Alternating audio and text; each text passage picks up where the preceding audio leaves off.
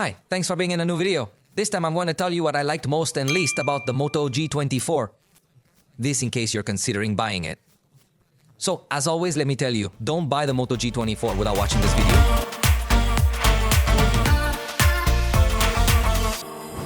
Let's consider its launch price, which in Mexico has been 2,999 Mexican pesos. This puts the device in the entry-level range, so we forgive it several things. But even so, there are things where it stands out and things where it could be. To disappoint. Let me start with what I like best. It has a very wide distribution, so you find it in both physical stores and online stores of a good variety. This also makes it easy to find a dealer that is giving you the best price, so I recommend that you do a good search before you buy your device. We are also going to find several color options available in this price range. We usually only see one option, and normally the designs aren't that attractive, so in this case having the variety available is a good thing.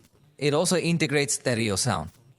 This comes as a complete surprise, since in the price range, it is usual to find devices with a single speaker, and in addition, the sound can be customized thanks to the 10-band equalizer with Dolby Atmos that is available. So if you are not very convinced by the type of sound emitted by these speakers, with the equalizer, you could perfect your experience a little more. And speaking of wireless audio, it supports codecs like LHDC, aptX, and LDSEC, which ensure that you can use high-resolution headphones connected by Bluetooth. This device even has HD slow motion at 120 frames per second. Obviously, it's not going to be a very high level of detail, but in the price range, it's unusual to see devices with slow motion, so we can highlight it. Also note that it has several sensors available, such as accelerometer, gyroscope, geomagnetic field sensor, which are also generally not available in the price range. And please note that there is a version with 8 GB of RAM and 256 GB of storage that goes up by only 200 pesos. That is more or less $10 difference. So I would recommend you much more to buy this edition with more RAM and more storage. But now let me tell you what I didn't like. It only integrates only one microphone, although there are several devices in the price range that also integrate only one microphone. But you might also come across some that integrate two to support stereo recording.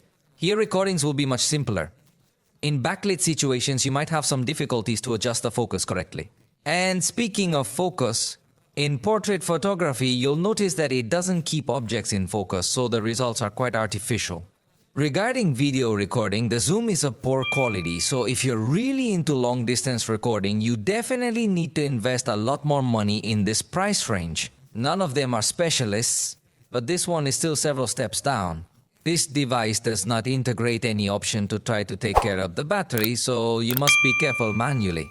Don't leave it charging overnight, don't charge it to 100%, and don't let it discharge to less than 10 or 15% if you want to be very careful. But all this care you will have to take personally. And lastly, Motorola's ecosystem is pretty short. It doesn't have a lot of devices to speak of. In many ways it relies on Google, so it doesn't give such a personalized experience. If you already bought this device, let me know your opinion. I think it is a good proposal.